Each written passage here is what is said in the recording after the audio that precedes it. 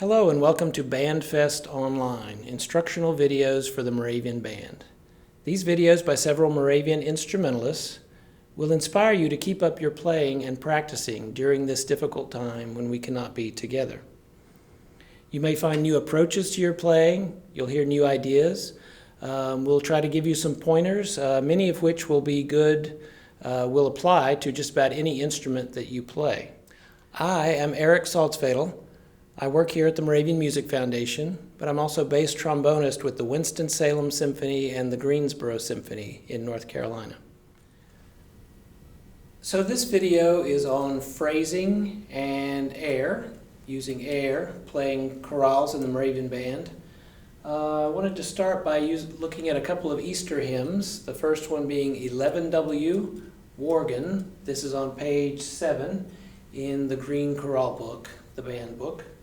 This, of course, it's Easter, it's a celebratory hymn. Just because we want to play celebratory, we're not going to start at the full volume. We're actually going to use the phrase to build, so we always want to have somewhere to go. So we don't want to start too loud, we want to be able to build the phrase.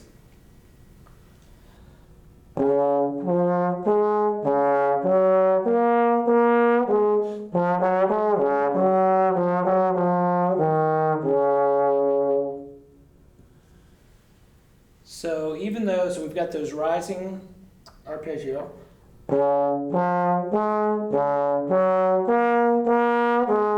So really not until I get to the B flat do I really want to be at the top of that phrase. And then the next two measures are going to bring us back down a little bit. If you'll look at the chorale on page 7, you'll notice that it does have phrase markings. This might appear like you would think that you would articulate the ones without that and then you would slur the ones with that. Here's what that would sound like.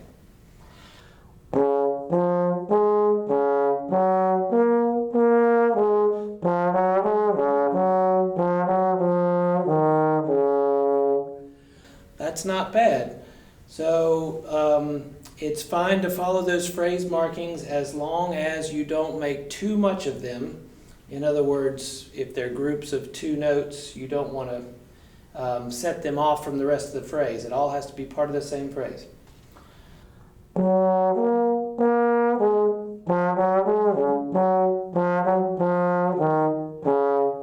So you don't want to separate those from the phrase itself. It all wants to be part of one big arch, going up and then coming down. And then the next phrase starts a little bit higher, so we're going to take that one up. The third phrase starts a little bit higher and really goes to the top of the whole chorale tune, and really kind of stays up there and ends in a celebratory manner too. So let's just play through the whole chorale and think about building over those first two phrases to get to the third phrase where we want to be at the very top.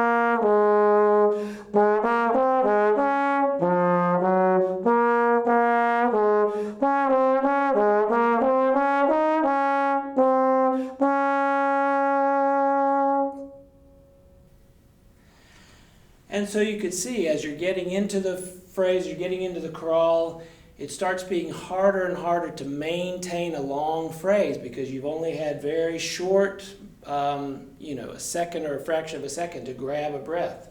So it's okay to use, especially when you're playing with the band, to use the phrases to sneak a breath. The secret there is to just come back in at the same level that you left off.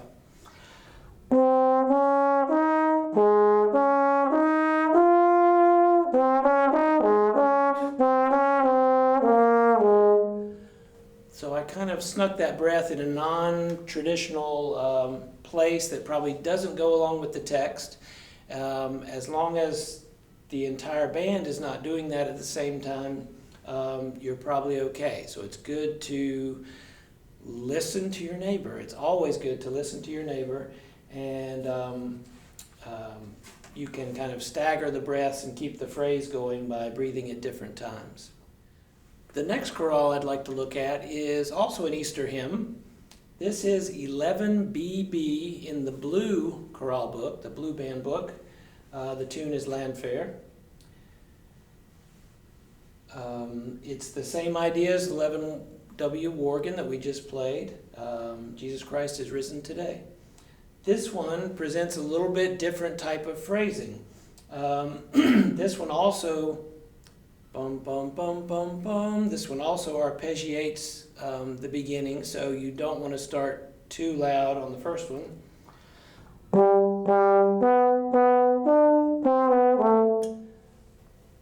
To make it all sound the same, we want to build that up.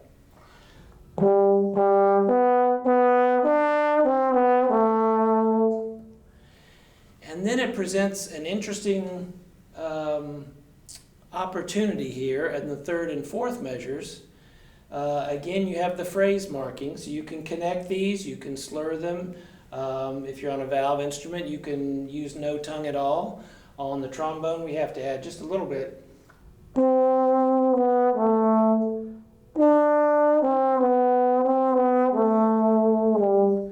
But by adding just a little bit, almost like an L articulation, la la la la la, we can add a little bit of separation of the notes, but keep a nice connected phrase. The opportunity here, I think, is to make this 4-bar phrase go all the way to the end of the 4-bar phrase. It'd be very easy to play the second half of it.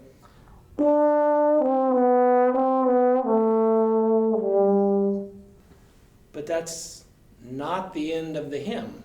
It feels like it would be. We're giving it a little bit too much taper at the end.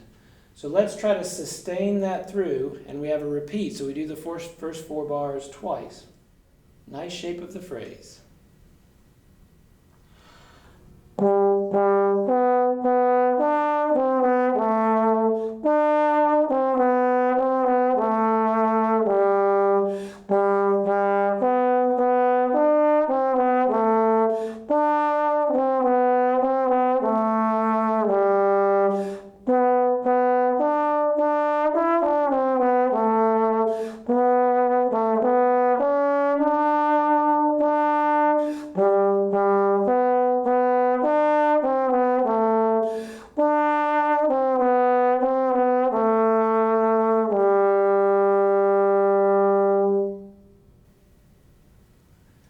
So the opportunity is to create even a more exciting hymn, a more exciting phrase, by not doing so much of an arch, but actually sustaining the energy all the way to the end of the longer held notes, the half notes at the end of the 4-bar phrases. The next chorale tune is Lord, Who Throughout These 40 Days. This is hymn number 341 in the blue hymnal, the Moravian Book of Worship. It's also on page 11 in the blue chorale book, 14 UU St. Flavian is the name of the tune. This is only 8 measures long, the entire tune. If I look at the text in the hymnal, I see that there is a comma halfway through each 4-bar phrase. So I'm still going to play a 4-bar phrase all in one breath, but I am going to make just a little note of that comma halfway through the phrase each time.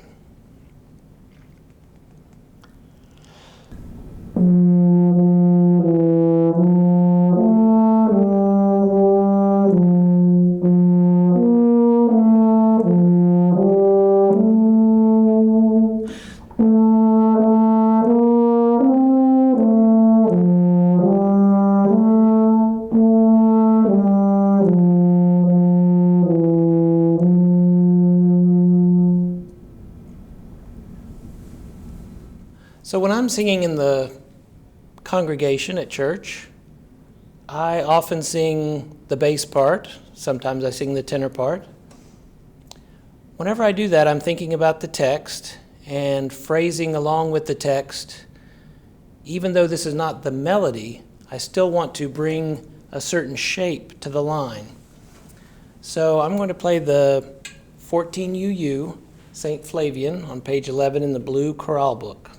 This is the bass part. So I'm still going to play 4-bar phrases.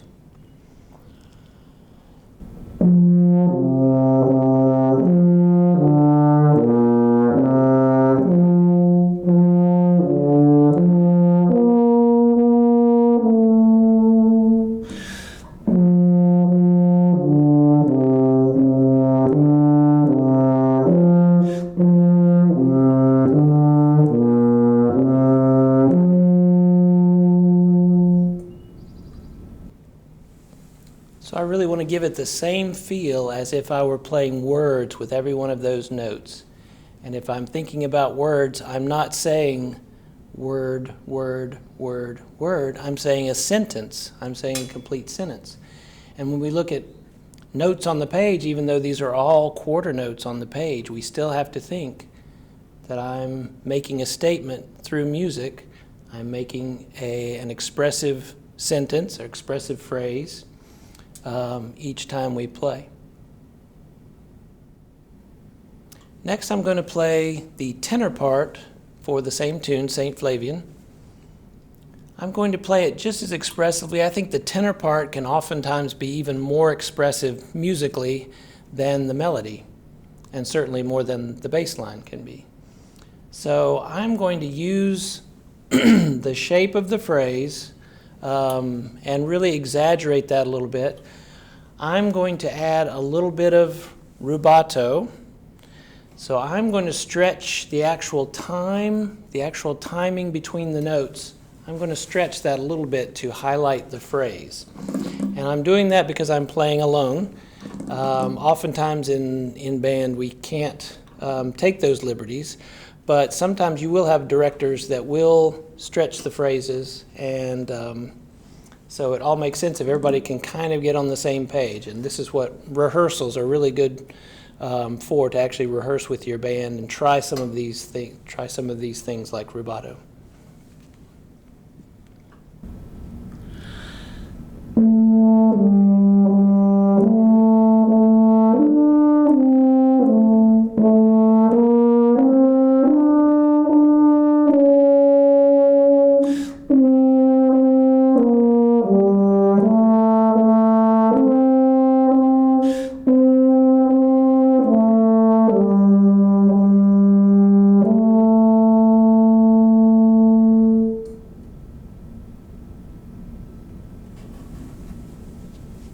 So we're talking about phrasing and playing musically on an instrument. Obviously, we always want to think about the words that we are playing, especially when we are accompanying singing. But I find that even when there are no voices joining us, the instruments can play very musically just by following some basic rules of phrasing and using your air efficiently. We're going to look at hymn number 785. This is actually in your blue chorale book. This is on page 10, and it's 14RR, Land of Rest. This is an early American melody that was harmonized by Nola Knaus very beautifully, and it gives the alto line, the bass line, and the tenor just beautiful harmonies to join in with that lovely melody. I think of this as an early American tune, so I like to think very simply when I approach this one. Think of the tune Simple Gifts, think of just simplicity. This one is Where Charity and Love Prevail. So we're thinking about very simple, basic concepts of Christian living. So I like to start this one with a very simple concept of phrasing.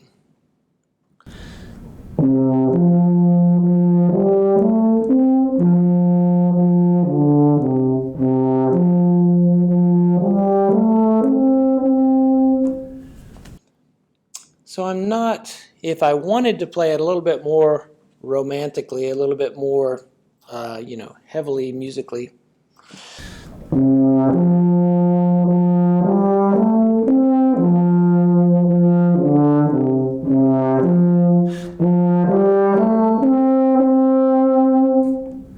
little more dramatically, but I don't think that's what our words are trying to convey, so that's not what we want to do when we play it on instruments.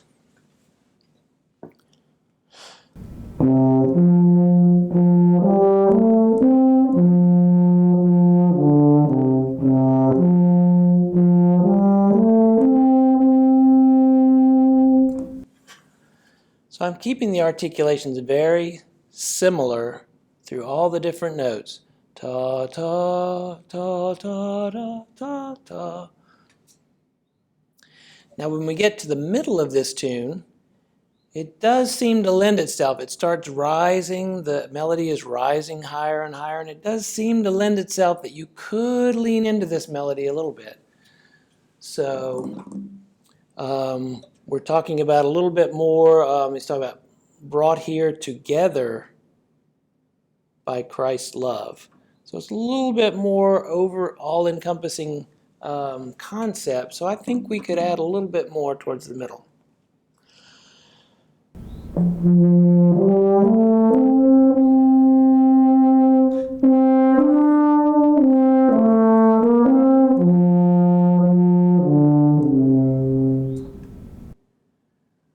By love we thus are bound. Then I would like to simplify the melody again. Go back to that same idea that we started with.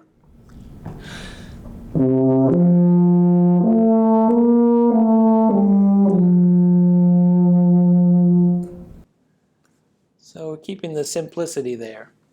The other thing we want to think about, even if we're playing melody or any of the other parts, there are certain times when other parts are moving. So right in the middle of this hymn, the altos and basses are actually moving while we're sustaining a long chord in the melody and the tenor.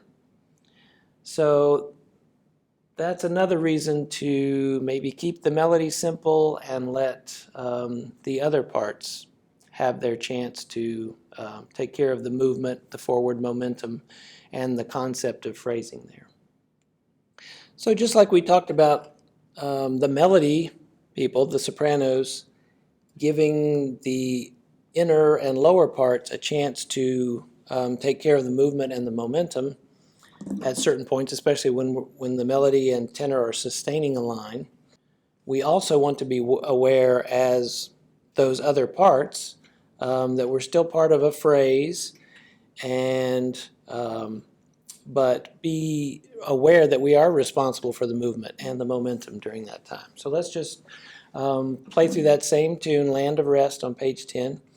I'm going to play the bass part. Again, I'm going to start very simple concept and end with a very simple concept, and maybe in the middle we're going to lean into the phrase a little bit.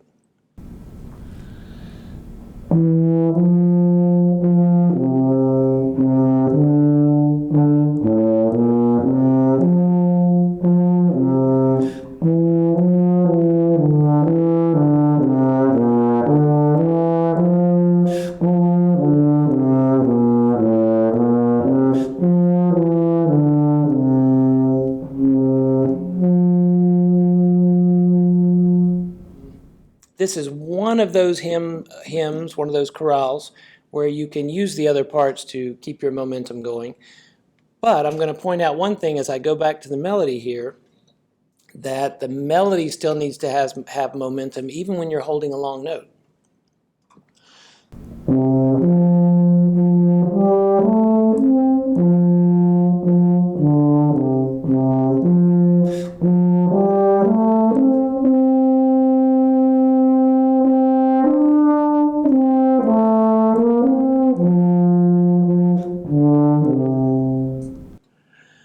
Okay, so instead of just coming to that point,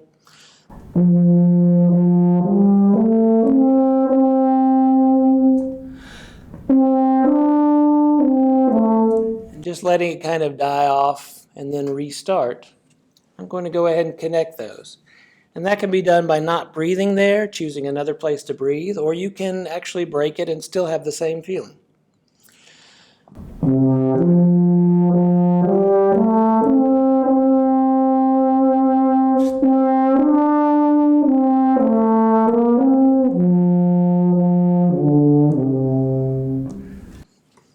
So I actually broke that. I actually took a little bit of a breath, but I picked up I was crescendoing through the long note, and I picked up at the same volume in order to keep that phrase going.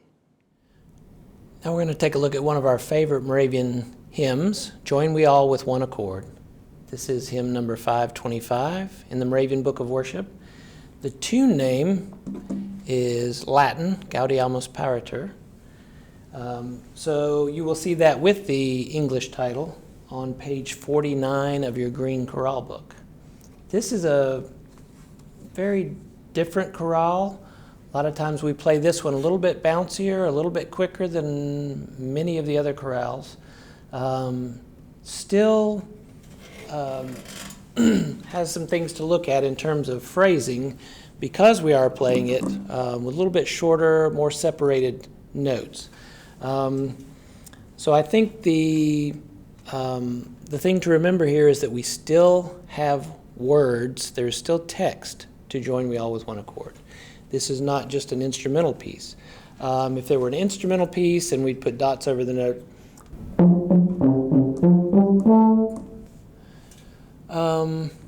since it is a hymn and we're trying to, even at a faster tempo, even at a bouncier tempo, we still want to call up these words. So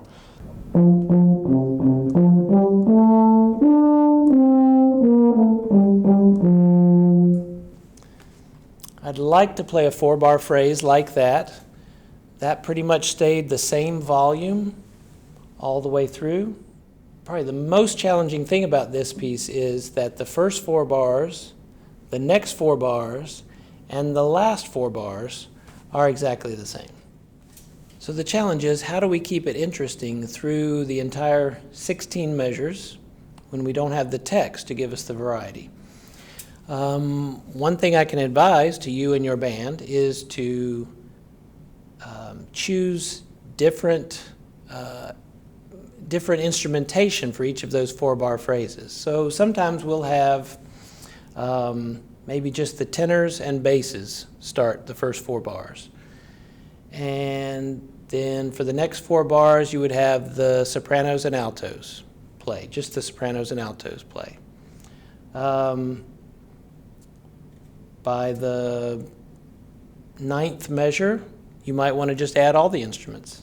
And then we all go out in a nice big sound to the rest of the phrase. If I'm playing this by myself, there's several things I can do. I can change the volume on each 4-bar phrase. I can change the length of the notes. I can change the articulation a little bit. So in the 3rd line, the 3rd system, the 3rd set of 4 measures, I'm going to actually slur some of the notes together. Just join those together for fun to kind of highlight the syncopation there. So length of note and dynamics.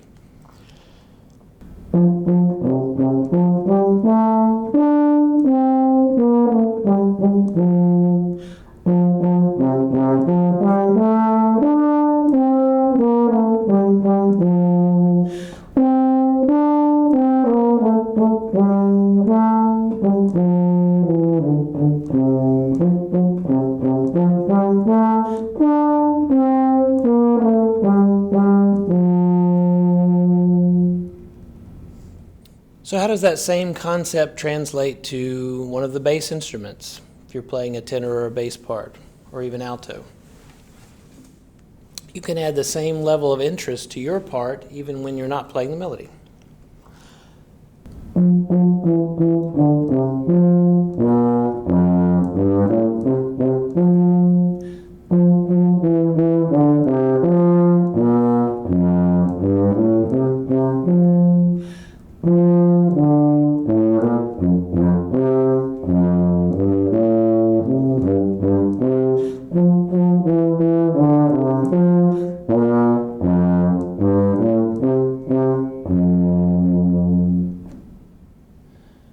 So you can hear that I'm adding slight variations to the articulation, the dynamics, the phrasing on that bass part to join me all with one accord. That's always good stuff.